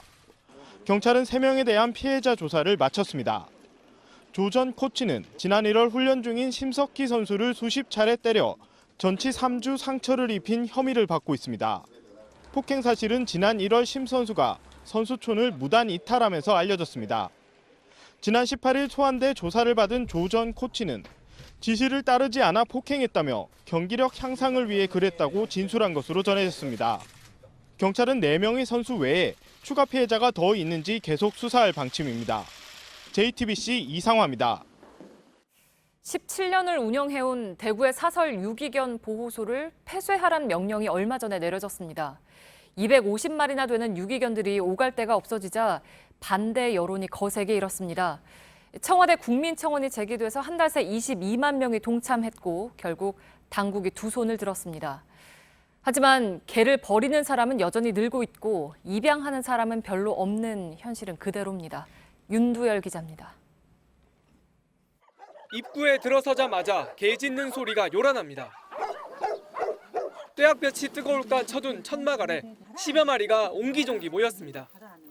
대구 팔공산 자락에서 버려진 개들이 살고 있는 한란의 보호소입니다. 17년 전 개장수에게 팔려가는 개를 한두 마리 거둬 키운 게 시작이었습니다. 아프거나 안락사를 앞둔 개를 한 마리씩 데려오다 보니 지금은 250여 마리까지 식구가 불었습니다. 밥과 물을 주는 데만 한나절입니다. 5시에 나가지고 이제 해 빠질 때까지 좀 쉬다가 좀 아들도 나와서 중간중간에 또 물도 가리주고 뭐 그렇게 해요. 하지만 가장 힘든 건 소음과 냄새가 심하다는 민원입니다. 허가받지 않은 가건물과 분뇨 배출 시설이 없다는 점도 발목을 잡습니다. 결국 지난 4월 대구 동구청은 사용 중지 명령을 내렸습니다. 딱한 소식은 금세 퍼졌습니다. 폐쇄를 막아야 한다는 여론이 일었고 국민청원이 제기돼 한 달 새 22만 명이 동참했습니다. 결국 청와대는 어제 이곳이 사육시설이 아닌 보호시설인 만큼 가축분뇨법 적용을 받지 않는다는 입장을 내놨습니다. 법 위반에 따른 폐쇄 위기를 넘긴 겁니다. 한숨은 돌렸지만 갈 길은 멉니다. 반려견을 키우는 사람이 1,000만 명이 넘었지만 여전히 보호소의 개들은 인기가 없습니다. 제 옆에 있는 복도리뿐만 아니라 이곳에 있는 개들은 대부분 믹스견입니다. 입양을 원하는 사람들이 이곳을 덜어 찾지만 대부분 믹스견인 걸 보고는 그냥 돌아가기 일쑤입니다. 이곳에서 새 주인을 찾은 강아지는 한 달에 고작 서너 마리에 불과합니다. 여기에 개를 버리는 사람은 꾸준해 한란의 보호소 식구는 오히려 늘어만 갑니다. JTBC 윤두열입니다. 삼성 바이오로직스의 분식 회계 판정이 늦어지고 있습니다. 증권선물위원회가 문제가 된 2015년뿐 아니라 이전 회계장부까지 들여다보겠다고 나서면서입니다. 철저하게 따져보고 결론 내겠다는 게 증선위의 입장이지만 봐주기용 아니냐 하는 의구심도 나오고 있습니다. 송지혜 기자입니다. 세 번째 증선위 회의에서도 결론은 나오지 않았습니다. 논의가 길어지고 있는 건 증선위가 문제가 된 2015년뿐 아니라 이전 회계 처리도 적정했는지 함께 검토하기로 하면서입니다. 대상 기간이 확대되면서 당초 다음 달 4일로 예정됐던 최종 의결 절차도 미뤄지며 심의가 장기화될 가능성이 커졌습니다. 증선위가 2012년에서 2014년 감사보고서까지 다시 조사하라고 금감원에 지시할 수 있다는 관측도 제기됩니다. 이런 증선위의 움직임을 놓고 시민단체 등에선 의구심도 제기하고 있습니다. 금감원은 삼성바이오로직스가 2015년 갑자기 회계 처리 기준을 바꾼 걸 고의적인 분식 회계라고 봤습니다. 그런데 기간을 늘려보면 다른 구도가 될 수 있습니다. 처음부터 회계 처리를 잘못했으니 고의라기보단 실수라고 판정할 수도 있는 겁니다. 만약 과실이란 판정이 나올 경우 삼성바이오로직스는 과징금만 내고 검찰 고발은 피할 수 있게 됩니다. 참여연대는 논평을 내고 2012년 회계처리 문제와 2015년 회계처리 변경은 분명하게 구분되는 문제라며 두 문제를 두루뭉술하게 검토해 삼성에 특혜를 줘선 안 된다고 주장했습니다. JTBC 송지혜입니다. 인도네시아의 유명 관광지에서 여객선이 침몰했습니다. 실종자 수가 178명까지 불어났습니다. 탑승자 명단도 없이 정원에 약 3배를 태웠던 겁니다. 또 애초에 정부는 실종자 수를 적게 발표해서 혼란을 키우기도 했습니다. 이지은 기자입니다. 가족들이 불러주는 대로 뒤늦게 승객 명부를 적어서 붙입니다. 여객선이 침몰했는데 몇 명이 탔는지 알 길이 없습니다. 호수에 떠있다 발견된 사람들은 들것에 실려 옮겨집니다. 살아남은 18명입니다. 다른 한 명은 일찌감치 시신으로 발견됐습니다. Karena kondisi hujannya diperkirakan hujan lebat pada sore hingga malam hari, kami harapkan untuk pencarian pada sore hingga malam hari tidak dilakukan. 인도네시아 명절을 맞아 토바 호수에 온 관광객들이 탄 여객선이 침몰한 건 지난 18일입니다. 사고 직후 인도네시아 정부는 실종자가 94명이라고 발표했습니다. 그러나 그 수는 하루 만에 178명으로 급격히 불어났습니다. 애초에 탑승자 명단이 없던 상황에서 정부의 정확하지 않은 발표는 구조 작업에도 혼란을 불렀습니다. 여객선에 탈 수 있었던 정원은 60명으로 밝혀졌습니다. 정원에 3배에 달하는 승객이 탄 것도 모자라 오토바이도 수십 대 실려 있었다는 증언이 나왔습니다. 과적이 침몰 사고의 원인일 가능성이 높아지고 있습니다. JTBC 이지은입니다. 미립국 부모와 아이를 격리시키는 트럼프 대통령의 이른바 무관용 이민 정책에 반대하는 여론이 사회 운동으로 번지고 있습니다. 백악관 이방카 보좌관도 아버지의 정책을 끝내라고 권유한 걸로 전해졌습니다. 또 방금 전 프란치스코 교황도 무관용 이민 정책을 비판했다는 외신 보도가 나왔습니다. 부소현 특파원입니다. 미국 텍사스 국경에서 순찰대에게 몸수색을 당하는 엄마 옆에 선 온두라스 출신 2살 여아입니다. 엄마를 올려다보며 서글프게 울고 있습니다. 미립국 부모는 재판에 넘기고 아이들은 수용소에 격리하는 트럼프 대통령의 반이민 정책의 현장입니다. 뉴욕타임스와 워싱턴 포스트 등 미국 언론은 이 사진 한 장이 불법 이민자 무관용 정책의 상징이 됐다고 전했습니다. 내 아이들의 얼굴이 떠오른다며 한 부부가 페이스북에 모금 페이지를 개설한 지 사흘 만에 $500만, 우리 돈으로 55억 원이 모아졌습니다. 13만 명이 동참했습니다. 미국 정부가 공개한 아이들의 보호시설은 감방이나 군대 막사와 다를 바 없었습니다. 정치권에선 국토안보부 장관 사퇴 요구 목소리가 거셉니다. 레리 호건 메릴랜드 주지사는 국경지대 주 방위군에 철수 명령을 내리는 등 주지사들의 반발도 확산하고 있습니다. 이방카 보좌관이 아버지에게 정책을 끝내라고 권유했다고 CNN은 전했습니다. 현지 시간 30일 미국 전역에서 무관용 정책 반대 시위가 예고됐습니다. 로스앤젤레스에서 JTBC 부소연입니다. 바둑이나 체스 같은 인간의 게임을 정복한 인공지능이 사람과 토론을 하는 단계에 이르렀습니다. 토론 챔피언인 사람과 맞붙어서도 자신의 주장을 충실하게 전달했다는 평가입니다. 김소현 기자입니다. Hello, Dan. Thank you for the opportunity to be here today. 차분한 여성의 목소리를 한 AI가 가볍게 인사를 하더니 Having analyzed the data, I will argue that we should subsidize music education. 이내 토론의 주제를 파악하고 주장을 펼칩니다. 여성 토론자가 목소리를 높이자 You are speaking at the extremely fast rate of 218 words per minute. There is no need to hurry. IBM이 개발한 인공지능은 토론 챔피언 등 2사람과 맞섰습니다. 주제는 현장에서 제시됐습니다. AI는 수백만 개의 뉴스와 학술 자료를 검색하고 논점을 찾아냈습니다. 원격 진료를 늘려야 한다는 AI의 주장은 청중 9명의 마음을 돌려놨습니다. 자신에겐 피가 없다는 농담도 덧붙였습니다.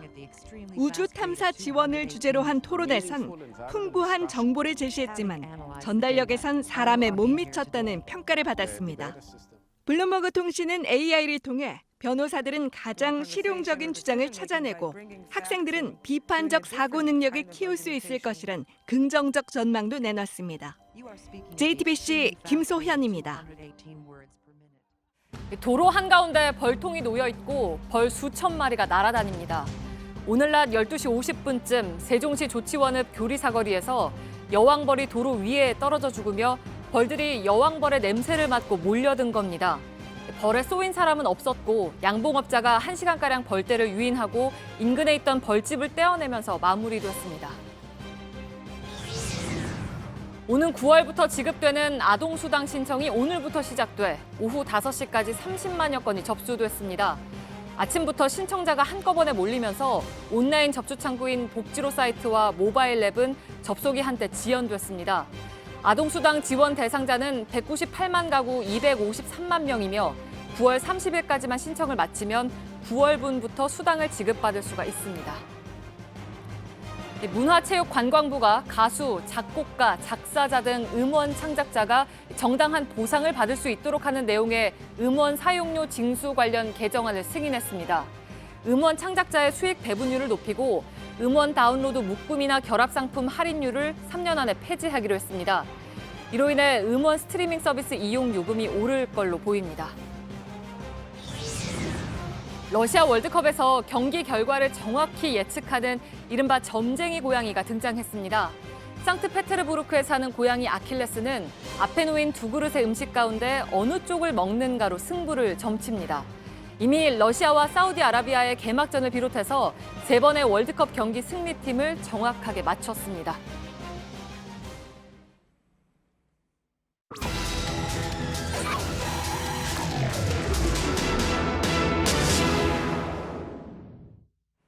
시골 밤길을 가다 보면 농수로가 잘 안 보이는 경우가 있습니다. 실제로 농수로에서 인명사고가 최근에 잇따르고 있습니다. 그런데 주무기관인 한국농어촌공사가 안전시설을 설치하는 걸 미루고 있습니다. 그 사이에 피해는 계속 이어지고 있습니다. 밀착 카메라 손광균 기자입니다. 50대 남성 윤모 씨가 집 근처 농수로에 빠진 건 지난달 18일 밤 11시쯤입니다. CCTV가 있잖아요. 일어나가지고 이제 고기 그 빠진 데 바로 그 톡톡 거기에 서서 이렇게 있는 게 딱 보였어요. 근데 당시 윤 씨는 농수로 바닥에 머리를 부딪혔고 다음 날 사망한 채 발견됐습니다. 사고가 일어났던 바로 그 지점입니다. 이쪽으로 내려와서 보면요. 이 농수로 바닥에서부터 지면까지는 1m 20cm 차이가 납니다. 성인 남성이 앞으로 넘어지면 그만큼 큰 충격을 받았을 거고요. 또 당시에는 농수로에 물이 가득 차 있었는데 경찰은 피해자의 코와 입으로 물이 들어갔을 것으로 보고 있습니다. 사인은 익사로 보는 게 맞아요? 이건 크게 나왔을 거예요, 익사로. 그런데 윤 씨가 사망하기 석 달 전에도 같은 장소에서 사고가 있었습니다. 지난 2월 도로를 살짝 벗어난 승용차가 그대로 농수로에 빠졌습니다. 이 사고로 운전자를 포함한 2명이 병원으로 옮겨져 치료를 받았습니다. 주민들은 당시 가드레일 설치 등 곧바로 안전 조치를 했다면 이번 사망 사건도 발생하지 않았을 것이라고 말합니다. 그게 20년 전부터 만약에 했다 그러면 이런 사고도 안 났죠. 그러니까는 한꺼번에는 많이 안 되더라도 조금씩이라도 이렇게 해줬으면은 이런 거는 예방이 됐었죠. 버스 정류장 인근 농수로만이 문제가 아닙니다. 이 도로와 농수로 사이에 경계가 없는 것도 문제점인데요. 그래서 주변에서는 이 자동차 사고 흔적을 어렵지 않게 찾아볼 수 있습니다. 버스도 빠지지 뭐 큰 차 작은 차 다 빠지지 막 굴러가지고서 병원에 입원하고 이랬어서 벌써 한 3년 되나? 크고 작은 사고가 반복되고 있지만 농수로 주변에는 가드레일은커녕 추락에 주의하라는 경고 표시도 없습니다. 주민들은 농수로를 관리하는 한국농어촌공사에 안전시설 설치를 지속적으로 건의해왔다고 주장합니다. 아니 민원이 아무리 들어가면 모르냐고 안 해주는데 농어촌공사에서 안 해주는데 소용없어. 다른 지역에서도 농수로 안전사고는 끊이지 않고 있습니다. 지난달 29일 강원도 홍천에서는 84살 신모 씨가 숨지는 사고가 발생했습니다. 자신이 몰던 경운기가 60cm 깊이의 농수로에 빠진 겁니다. 잇따르는 농수로 사고에도 농어촌공사 측은 관련 예산 편성이 어렵다는 이유로 지자체에게 책임을 넘깁니다. 저희는 예산을 받아서 처리하는 기관인데 국가에서 그거 예산한다 그러면 뭐 이게 돈이 왜 이렇게 많이 필요하냐 그러죠. 그거는 버스 승강장을 만드시는 분들이 해야 된다고 저는 봐요. 하지만 법원의 판단은 다릅니다. 2015년 5월 경기도 파주에서 80대 여성이 농수로에 빠져 사망한 사고와 관련해 법원은 철조망이나 표지판을 설치해 사고를 미연에 방지해야 했다며 농어촌 공사에 일부 책임이 있다고 판결했습니다. 근데 국민이 자꾸 그런 재해를 당하고 죽음에 이르는데 그 누군가는 해야 되는 거 아니겠어요? 특히 국가가 당연히 해야 될 그럴 일인데. 유족과 주민 반발이 커지자 파주시청이 사고가 난 버스 정류장 양옆에 펜스를 만들기로 결정했습니다. 거기 같은 경우는 사실상 이제 농어촌 공사에서 알다시피 자기는 안전시설을 해야 되는 거고, 이제 우리가 설치한 거는 일단은 인명 피해가 발생이 됐으니까. 지자체와 농어촌 공사가 책임을 미루는 사이에 교통사고와 인명피해는 반복되고 있습니다. 제대로 된 안전설비를 위해서는 얼마나 더 큰 희생이 따라야 할까요? 밀착카메라 송광균입니다.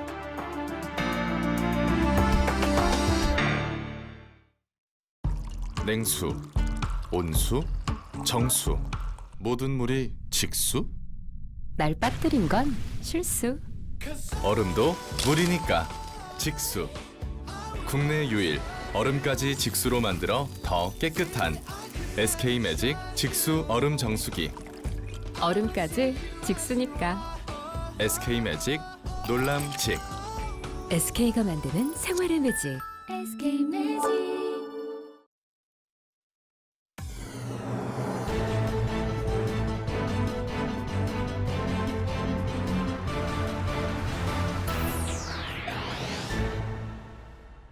뉴스룸의 앵커 브리핑을 시작하겠습니다. 8점짜리 슛. 거리와는 상관없이 경기 종료를 알리는 버저비터의 순간 성공한 슛에는 8점의 점수를 매긴다는 것. 북한의 농구에서만 존재하는 룰입니다. 마지막 순간까지 긴장감과 박진감을 더하기 위해서 만들어낸 규칙이라고 하죠. 웬만한 점수차가 아니라면 8점은 단번에 승부를 뒤바꿀 수 있는 점수입니다. 그러니 선수들에게 마지막 그 0.1초의 시간은 얼마나 큰 무게일까? 남북한이 오랜만에 농구를 하게 됐다는 소식을 어제 전해드렸습니다. 벌어진 세월만큼이나 달라진 규칙은 많았습니다. 사용하는 용어 역시 제각각이어서 어쩌면 남북한의 중계를 비교해가며 듣는 것 또한 흥미로울 수 있을 것 같습니다. 물론 8점 슛은 남북한 친선 경기에선 도입되지 않겠지만 말입니다. 끝까지 전력 투구한다는 것, 말은 쉬워도 그게 가장 어렵다는 것을 우리가 모르지 않지만 때로는 그 끝을 허술이해서 낭패를 보는 경우를 또한 허다히 봐왔습니다. 선거가 끝나자마자 가족사를 이유로 미국행을 한 야당의 대표 주자에게 쏟아지는 눈길이 따갑다지요. 그는 정말 마지막 0.1초까지 최선을 다한 것일까? 묘하게도 6년 전의 선거일 똑같은 행로를 보였던 그에 대한 기억이 겹쳐지면서 사람들은 같은 생각을 하고 있었을지도 모를 일입니다. 이와 함께 비록 미국까지는 아니었어도 새로운 보수의 기치를 내걸었던 사람의 두문불출은 또 어떠한가? 그리고 낙선 사례에도 옹골진 뒤끝을 보인 경우들까지. 투표하고 승부를 가리는 것만으로 아직 게임은 끝나지 않았음을, 유권자와 후보자들에게는 아직 0.1초의 시간이 남아있으며 그 0.1초를 어떻게 쓰느냐에 따라서 비록 현실의 결과를 뒤집을 수는 없어도 사람들의 마음을 살 수 있는 결정적인 점수 8점을 얻을 수 있느냐 없느냐가 달려있다는 것을 그들은 정말 알지 못하는 것일까? 그러고 보면 농구 코트도 세상사를 오롯이 담아내고 있구나 하는 사실을 엉뚱하게도 북한의 농구룰을 통해서 깨닫게 되는 오늘의 앵커 브리핑이었습니다.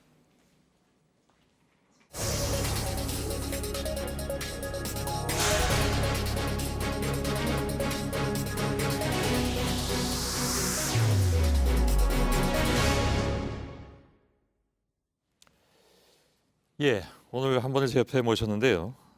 몸은 바른미래당에 있지만 마음은 민주평화당에 가 있는. 그래서 어찌 보면 지방선거 패배 이후에 당의 미래를 놓고 혼돈 속에 빠져 있는 야당에 두루 할 말이 많으실 법한 그런 분입니다. 민주평화정책연구원장을 맡고 있는 바른미래당 이상돈 의원을 제 옆에 모셨습니다. 어서 오십시오. 네, 안녕하십니까. 예. 그 보수 진영의 대표적인 정치학자셨습니다. 지금 현실 정치에 몸담으신 지가 얼마 안 됐는데 상황은 참 여러 가지로 변화무쌍하게 됐습니다. 꼬였다는 그런 생각도 하게 되고. 이렇게 뭐 제 의도한 바는 상당히 거리가 있게 이렇게 그렇게 흘러가고 됐습니다. 있죠. 네. 예. 그 바른미래당의 같은 비례대표 의원들이 몇 사람 있잖아요. 네. 출당시켜달라고 이제 다시 얘기를 했는데 네. 그동안에 안철수 전 대표가 출당은 안 된다고 지난번에 이제 못을 박은 바도 있고. 네, 그렇죠. 네. 예. 이제 뭐 당도 좀 놔줄 상황이라고 판단하십니까? 어떻습니까? 뭐 저하고 같은 처지에 있다고 말할 수 있는 박주현 의원, 장정숙 의원은 뭐 그걸 강경하게 요구하고 또 가능성이 있다고 보는데 예. 저는 뭐 그렇게 되기가 좀 어렵지 않나 합니다. 왜냐? 예. 그 문제를 책임지고 해결할 만한 그 리더십이 없다. 바른미래당에 없습니다. 예. 그래서 이거 어떤 결정도 하기가 거기는 어려울 것이다. 저는 이렇게 보고 있습니다. 그런 생각도 드는군요. 네. 안철수 후보는 원래 오늘 뭐 들어온다는 얘기가 있다가 오늘 또 안 들어온다고 하니까 뭐 내일 이후에 이제 귀국을 하겠습니다만은 이 문제를 정리할 생각이 있을 것처럼 보이진 않는다 그런 말씀이시죠? 그 문제에 대해서는 아무런 의견도 내지 않을 것입니다. 네. 예. 또 낸다 한들 지금 당에서 그 의견을 받아들일지 안 받아들일지도 잘 모르는 상황이기도 하고. 그렇죠. 여튼간에 그걸 책임지고 해결할 사람이 저는 없다 이렇게 보고 있습니다. 예. 그 지금 당의 투탑이라고 할 수 있는 유승민 전 대표, 안철수 전 의원이 지금 하여간 안 보이는 그런 상황에 대해서 혹시 이런 상황을 미리 좀 내다보셨습니까? 네, 그렇죠. 저는 그 유승민 의원은 대표가 바쁘기 때문에 비교적 저하고 좀 쉽게 얘기할 수 있는 이혜원 의원을 통해서 두 차례인가 세 차례인가 좀 제가 좀 경고를 줬죠. 그렇게 돼서 합당한다고 될 일도 없고 내가 보기엔 유승민 의원이 다친다. 심각하게 훼손을 입는다. 그걸 좀 제발 좀 제가 구글절도 뭐가 문제인가 하는 걸 미리 좀 사전에 얘기하고 상당히 전달된 거 됐다고 봅니다. 그런데 불구하고 아마도 이제 유승민 의원이 그 자기 현역 의원 9명 그 정도니까 교섭단체가 무너지고 일단 당을 끌고 갈 수 없으니까 좀 그런 선택을 한 것 같습니다. 처음부터 저는 이게 실패한다고 봤어요. 그런가요? 네. 안철수 전 의원은 사실상 정계 은퇴 수순에 들어갔다라고 말씀을 하셨습니까? 어떤 근거로 그렇게 말씀하셨습니까? 지금 뭐 대충 중간에 그렇지 않습니까? 지금까지는 그래도 이제 안철수 대표 전 대표를 뭐 주변에서 돕거나 뭐 이렇게 또 그런 세력이 있었는데 이제 뭐 그런 사람도 이제는 뭐 거의 없어졌다고 봐야죠. 네. 근데 아무튼 본인은 성찰의 시간을 갖는다고 했기 때문에 혹시 그러면 이번 그 미국행 이후에 다시 돌아오면 거취 문제를 보다 확실하게 얘기할 거라고 예상을 하고 계십니까? 근데 뭐 제가 생각하기에는 그렇게 하기는 이젠 너무 늦지 않았는가. 그리고 저 김동철 의원이나 저도 뭐 좌표가 잘 알지 않습니까? 박주선 의원이나 김동철 의원이 이렇게 안철수 대표를 이렇게 좋아하거나 이런 건 사실은 아니죠. 너무 늦었다는 건 어떤 말씀이십니까? 그러니까 안철수 대표가 이제는 다시 그 당을 장악하기는 저는 안 된다고 봅니다.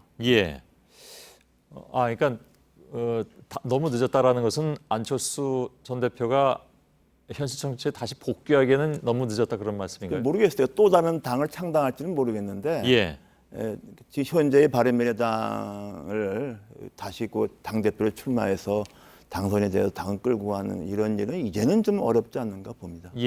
뭐 돌아오면 어떤 식으로든 입장은 내놓을 테니까 그건 뭐 지켜보도록 하죠. 네, 그렇죠.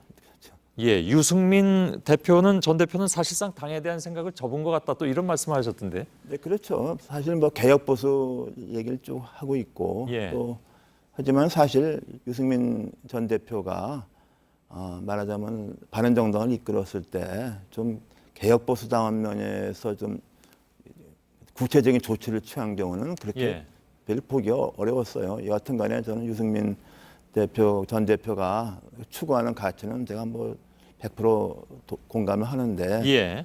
그 현재 바른미래당 남아있는 의원들하고서 들이 유승민 대표 거철하게 그렇게 부응하지 않기 때문에. 그럼 어떻게 할 것 같습니까? 뭐 일부에서는 뭐 자유한국당이 좀 쇄신책을 택하고 그러면 혹시 그쪽으로 합류하는 것이 아니냐 뭐 이런 얘기도 나오긴 그러니까 하는데. 이제 자유한국당의 그 상황하고서 좀 연동이 되어 있겠죠. 그럼 현재 뭐 자유한국당에서는 외부 비대위원장을 뭐 영입해서 쇄신을 한다 그러는데 그런 건 제가 볼 때는 뭐 현실성은 좀 희박한 것 같고요. 그 당시 왜 비대위원도 하셨지 않습니까? 그 당시 당명은 그 당시 이제 한나라당이었죠. 비대위원 들어가서 이제 그러면서 새누리당으로 이름을 바꿨고. 그때랑 상황이 다르죠. 어떻게 다릅니까? 그때는 그 박근혜라는 그야말로 미래 권력이라고 봤던 박근혜 비대위원장이 있었고, 그러니까 사람이 바뀌지 당 존립이 흔들리지 않지 않았습니까? 그리고 이제 외부 비대위원 몇 사람 영입하고 정책 같은 거 다 바꿔서 그래서 총선에 성공을 했는데 지금은 뭐 그럴 만한 사람이 일단에 보이지가 않고 또 외부에서 이렇게 들어가서 그 사실 국회의원들 100명 되는 집단을 이끈다는 게 그게 보통 일이 아닙니다. 웬만한 사람은 갈 수 없어요. 그렇기 때문에 그리고 또 더 중요한 것은 총선이 지금 너무 많이 남아 있습니다. 그게 이제 내년 겨울 12월쯤 돼야 뭐 비대위원이고 뭐 총선 얘기가 나오지. 지금 당장 중요한 것은 이제 원구성하고 상임위원장 뭐 배분 뭐 사실은 아마 한국당 의원들이 이제 아마 그걸 더 신경을 쓸 겁니다. 중앙당은 거의 해체 수준으로 가겠다. 그 말이 그렇죠. 그 뭐 정당의 원내라는 것은 그것은 이제 바람직한 겁니다. 우리나라처럼 정당이 국회에도 사무실 있는데 당사를 만들어 놓고 과거는 당 대표도 아니고 당 총재였잖아요. 지금도 최고위원이 여러 명 있어요. 그리고 그래서 대표 최고위원이 대표입니다. 그래서 그런 구조의 정당을 갖고 있는 나라는 이건 뭐 세계 좀 보기 드문 경우죠. 그러니까 그래서 당을 최대한 축소해서 해체 순으로 간다는 것은 그러면 바른 방향이라고 보신다는 바른 방향인데 과거부터 한나라당부터 그런 얘기가 당의 위기에 있을 때는 그런 얘기를 냈는데 사정이 좋아지면 그걸 한 번도 지킨 적이 없어요. 그리고 사실은 그 문제는 한 개의 정당보다는 우리나라의 모든 정당의 구조를 그야말로 정치권이 개혁할 문제지 어느 한 당에서는 당대표하고 뭐 그렇게 다 해체해버리고 원내대표가 사실상 대표다 이렇게 하기는 좀 어려운 문제라고 봅니다. 원내대표가 대표라는 얘기는 어저께 김성태 원내대표가 하진 않았습니다.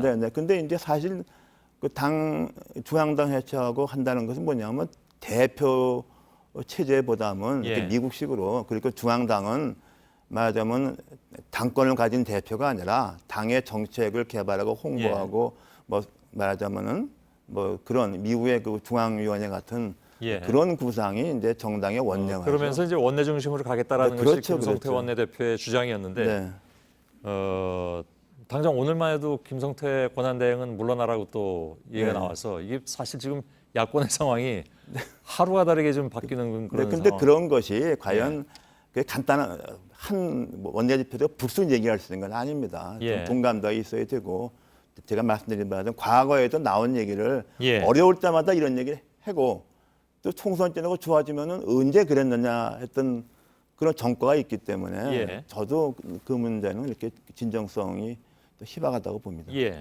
그나저나 바른미래당에 지금 좌우지간 몸은 소속이 되어 계시잖아요. 네, 그렇습니다. 좀 잘 뭉쳐보자라는 취지로 워크숍을 했는데 거기 안 가셨죠? 갈 리가 없죠. 그리고 저는 지금 뭐 당원권 정지인가요? 뭐 이렇게 된 상황이기 그렇습니다. 가시고 싶어도 못 가는 상황이네요. 뭐 가고 싶지도 않지만은 뭐 그리고 또 이제 사실 그 정당 이렇게 정치 현실 정치 해보니까 또 이제 그런 과정에서 인간적인 관계 같은 것도 많이 있지 않습니까? 뭐 그래서 뭐 그런 부분도 제가 지난번에 거취 결정에 많은 영향을 줬죠. 그런데 좌우지간 그런 바른미래당의 상황을 보자면 물론 뭐 마음은 거기에 계시지 않지만 지금 그 이른바 이제 통합의 두 축이 빠져 있는 상황입니다. 한 사람은 두문불출이고 한 사람은 아직 귀국을 안 했고 이런 상태에서 당이 그러면 계속 지금 사실 이번 지방선거에서는 거의 그 한 사람도 당선을 못 시킨. 네, 그렇죠. 한 사람도 당선시키지 못할 뿐더러 예. 바른미래당은 선거 자금으로 정부로부터 선관위에서 무려 100억 원을 지원받았습니다. 예. 그 결과물은 너무 처참한 거죠. 예. 그거에 비해서 민주평화당은 4분의 1, 25억 수준의 지원을 받아서 예. 뭐 그런대로 뭐 단체장 5명 등등 했으니까 그래도 뭐 최소한도의 좀 면피는 했다고. 물론 그것은 참패한 거죠. 호남 방법보면은. 하지만은 뭐 바른미래당에 비교해 볼 것 같으면은 바른미래당의 성적은 이건 좀 그건 불가능한 점수죠. 예. 그럼 당이 제대로 유지될 수 있을 것이냐? 네, 근데 이제 당이라는 게 우리나라에서 창당은 많이 하지만 이렇게 당을 해체하는 경우는 별로 없지 않습니까? 그렇죠. 어딘가 좀 마지막 총선 끝나고 나서 의석이 확 줄어버리면은 딴 데 합당하고 하는데 그게 뭐냐 그러면 총선 계기에서 당이 변화가 생기지. 우리는 그 정당이라는 게 국회의원 머리 숫자 이거 가지고서 주는 정당 보조금이 제일 크지 않습니까? 그러니까 국회의원이 있는 한 당은 유지가 됩니다. 근데 그게 참 아이러니라고 저는 생각합니다. 예. 아니 그러면 제가 그럼 마지막 질문 드려야 될 텐데요. 네. 뭐 지금 야권 개편 얘기도 많이 나오고 있고 뭐 등등 그렇습니다. 합종 연행 얘기도 나오고 있고 하는데 최종적으로는 어떤 모양으로 마무리될 것 같습니까? 저는 제가 생각하기에는 현재 문재인 정권이 좀 정책이 어떻게 보면 한쪽으로 좀 기울었다 이런 평가가 좀 앞으로 나오게 되면은 다음 총선에 가서는 결국 다음 총선에 야권은 어차피 말하자면 보수 쪽이 야권 되지 않겠습니까? 그러니까 그리고 또 대통령제하고 소선구제가 있는 한 그 3당이 지역 기반이는 3당이라는 게 이번에 바른미래당 보다시피 굉장히 어렵습니다. 그러니까 결국에는 2020년 총선에 말하자면은 한국당 등등 범보수 진영이 어떻게 대응하느냐 거기에 대해서 크게 좀 좌우될 거라고 봅니다. 당분간은 어떤 그 뚜렷한 모양이 안 잡힐 것 같다 이런 말씀이시죠? 저는 뭐 그렇게 이게 총선까지 가기 전에는 큰 변화가 결국은 선거라는 하나의 계기로 그렇죠. 뭐 움직이기 전까지는 그럼 이런 상황이 상당 부분 좀 혼돈 상황에서 갈 것이다. 상황으로 가고 총선이 돼야 좀 정리가 될 거라고 봅니다. 알겠습니다. 이상돈 의원과 잠깐 얘기 나눴습니다. 고맙습니다. 네, 감사합니다. 예.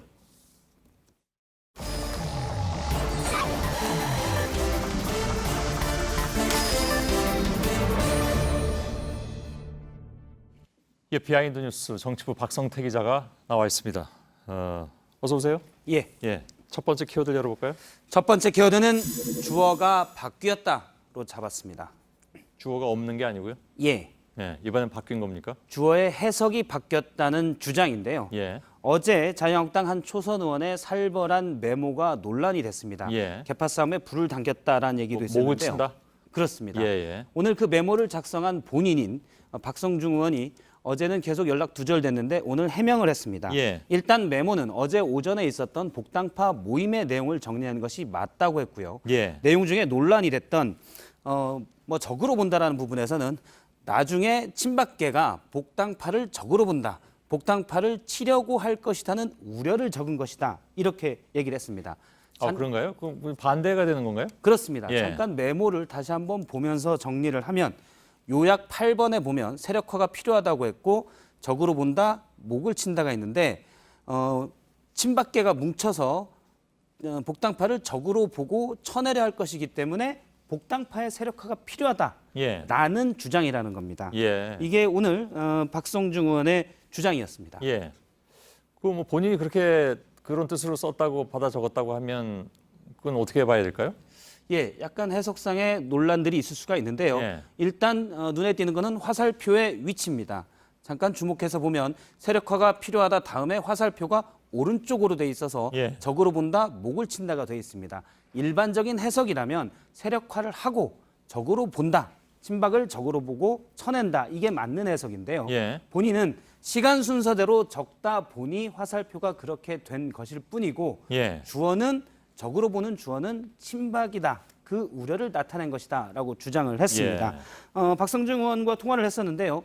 모임에서의 발언을 시간 순서대로 정리했을 뿐이라고 하고 만일 주어가 복당파라면 즉 복당파가 친박을 적으로 보는 것이라면 적으로 본다가 아니라 적이다 라고 썼을 것이다 라고 얘기를 했습니다. 예. 어제 박 의원의 메모는 여러 사람의 의견을 정리한 것이다라고 했는데요. 논란이 됐던 부분 7번 친박 핵심들이 모인다. 8번 세력화가 필요하다 부분은 한 사람의 발언을 정리한 것이다라고 얘기를 했습니다. 예. 친박 의원들이 훨씬 많기 때문에 선제적으로 복당파가 세력화를 해야 된다라는 주장이었다고 재차 해명했습니다. 예. 그러니까 이것도 결국은 주어가 없기 때문에 생기는 문제잖아요.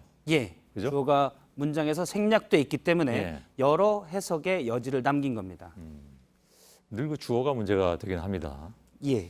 이게 일부러 보여줬다라는 해석에 대해서는 뭐라고 얘기합니까? 그런 해석이 있어서 제가 오늘 박성중 의원에게 물어봤습니다. 사실 어제도 현장에 있던 기자의 얘기를 통해서 메모를 감추려 하지 않았다라고 전해드린 바가 있는데 예. 박성중 의원은 지금 저렇게 메모가 돼 있는데 노트 기능이 있는 스마트폰을 사용을 하고 있는데 예. 저 부분은 이제 펜으로 그 스마트폰에 직접 적은 부분인데요. 예. 하는데 새로운 노트, 즉 새로운 메모를 하려면 과거 메모가 일시에 처음에 뜬다. 저 메모를 지우고 새 메모를 해야 되는데 예. 그 찰나에 카메라 기자에 찍혔다라고 해명을 했습니다. 예. 어쨌든 저 메모로 계파 갈등이 커졌었는데요. 저 메모에서 친박 핵심으로 거론된 서청원 의원은 저 메모 때문인지는 불분명해도 오늘 탈당 선언을 했습니다. 예. 뭐 그거하고 상관이 있지는 않겠죠. 예, 어쨌든 계파 예. 갈등이 커지고 있다는 논란이 됐기 알았습니다. 때문에 부담은 됐을 것으로 추정됩니다. 두 번째 키워드는요? 두 번째 키워드는 아니면 말고는 없다로 예. 잡았습니다. 어떤 얘기입니까? 2017년 한 집회에서 당시 김경재 자유총연맹 총재의 발언 내용을 잠깐 들어보겠습니다. 예. 노무현 대통령 때도 삼성에서 돈을 8천억을 거두어 가지고 뭘 했다 하는 얘기인데 그것은 팩트예요. 예. 예. 이게 팩트라고 주장하면서 하여간 굉장히 시끄러웠습니다. 맞습니다. 예. 하지만 팩트가 아니었고요. 예. 사실 저 비슷한 발언을 석 달 전에도 한 적이 있습니다. 예. 전형적인 아니면 말고인데요. 2006년에 당시 삼성이 엑스파일 문제나 편법 증여 문제로 사회적 지탄을 받자 삼성에서 8천억 원을 기부해서 사회공헌 재단을 만든 적이 있지만 예. 헌납과는 전혀 관련이 없습니다. 예. 그런데 저렇게 주장을 했었고요. 당시에도 논란이 되자 김경재 당시 총재는 바로 사과를 한 적이 있습니다. 예. 뒤늦게 사과를 했지만 노무현 전 대통령의 아들인 건우 씨와 이해찬 의원이 명예훼손 혐의로 형사 고소도 하고 민사 고소도 했었습니다. 예. 형사 고소에 대한 결과는 지난 4월 나왔는데요. 2년의 집행유예 선고를 받았었고요. 예. 그리고 민사 소송 결과가 오늘 나왔는데 위자료로 명예훼손에 대한 위자료로 각각 1,000만 원씩 배상하라라는 판결이 나왔습니다. 아, 그런가요? 예. 위자료는 아무튼 물게 됐군요. 아님 말고 시기로 얘기를 했지만. 그렇습니다. 예. 아니면 말고 하고 그냥 얘기했지만 사실은 아니면 말고가 아니라 잘못 말하면 위자료를 물게 됩니다. 예. 김경재 의원의 아니면 말고식 발언은 사실 역사가 좀 깊습니다. 2004년에도 이전 대선에서 당시 노무현 캠프에서 한 대기업으로부터 50억 원을 받았다라고 주장한 바가 있습니다. 예. 역시 근거가 전혀 없는 발언이었고요. 논란이 되자 뒤늦게 바로 사과됐습니다. 그런데 당시 해당 대기업에서 고소해서 명예훼손으로 구속됐었습니다. 예. 여러 번 사과 성명도 발표했지만 구속이 됐었고요. 이때 이후로 현역 의원의 명예훼손 혐의 첫 구속이었었는데 예. 이때 이후로 의원들의 아니면 말고 발언이 좀 사라지지 않을까라는 기대가 있었는데 예. 본인이 또 하다가 돈도 물게 됐습니다. 그러게요. 예. 세 번째 키워드는요? 세 번째 키워드는 기억의 편집으로 잡았습니다. 예. 누구의 기억입니까? 민주당 우상호 의원의 기억이다라는 청와대 관계자의 얘기인데요. 예. 우상호 의원이 최근 한 팟캐스트에서 임종석 비서실장에게 들었다면서 지난 4월에 남북 정상회담 뒷얘기를 언급을 했습니다. 예. 북한 김정은 위원장이 상당히 솔직한 여러 얘기를 했다라는 취지로 말을 하다 전했는데요. 그 발언을 직접 들어보겠습니다. 예. 김영철. 네네. 그 사람 있는 데서 그런 얘기도 하더래요. 저 사람 밑에 급하고는 얘기가 잘 돼서 뭐가 얘기가 다 이렇게 뭘 좀 추진하려고 그러면 저 사람만 들어오면 그게 잘 안 된다고. 예. 예. 저 사람은? 김영철 그렇습니다. 통전부장. 예, 김영철 통전부장인데요. 김영철 통전부장이 있는 자리에서 김정은 국무위원장이 했다는 얘기인데요. 예.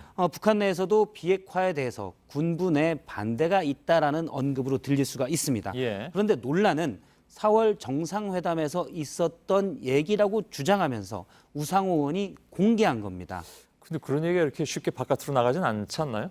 그렇습니다. 이 때문에 오늘 이 해당 보도에 대해서 청와대 관계자가 즉시 해명을 했습니다. 예. 임종석 실장의 말이라고 전하면서 그 말은 터무니없는 소리다. 본인은 그 얘기를 앞서 얘기한 얘기를 들은 적도 전달한 적도 없다고 말했다라고 얘기했고요. 예. 청와대 관계자가 보기에는 우상호 의원이 여기저기서 많은 얘기를 듣다 보니 예. 이런 기억들이 합쳐져서 좀 편집된 것 같다라고 주장을 했습니다. 예. 그런데 김정은 위원장이 예. 뭐 아무리 말을 직선적으로 한다 하더라도 자기 오른팔이나 마찬가지인데 예. 김영철 통전부장은 그냥 상식적으로 보자면 저런 얘기를 그런 자리에서 했을까 싶기도 하고요. 예. 물론 뭐 그냥 농담식으로 하면 어떨지 모르겠는데 그걸 진지하게 했으리라는 것은 상상할 수 없잖아요. 농담식으로 했을 가능성으로 언급됐는데요. 예. 김정은 위원장의 기질이 명확히 분석되진 않았기 때문에 예. 그거는 뭐 추정만 가능할 뿐입니다. 그건 뭐 박 기자가 분석할 만한 기질은 아닌 것 같고. 예. 예. 그런가요? 우 의원은 뭐라고 얘기하고 있습니까? 예. 우선 임종석 비서실장은 저런 말을 한 적이 없다라고 밝혔기 때문에 예. 저 발언을 한 우상호 의원의 반응이 주목되는데요. 예. 지금 휴가 중이어서 연락 두절 상태입니다. 그런가요? 예. 알겠습니다. 박성태 기자였습니다. 네, 내일도 일부 지역의 낮 기온이 30도 넘게 올라 덥겠습니다. 장마 전선은 다음 주 초에 다시 북상합니다. 예. 저희들은 잠깐 예고해드리면 끝나자마자 소셜 라이브가 진행되는데 오늘 이서준, 류정화 기자가 나와서 지방선거 이후의 야권 개편에 대해서 얘기할 예정입니다. 저희들은 내일도 최선을 다하겠습니다. 여러분 고맙습니다. Under some dirty words on a dirty wall, eating takeout by myself. I played the shows, got back in the van and put the Walkman on, and you were playing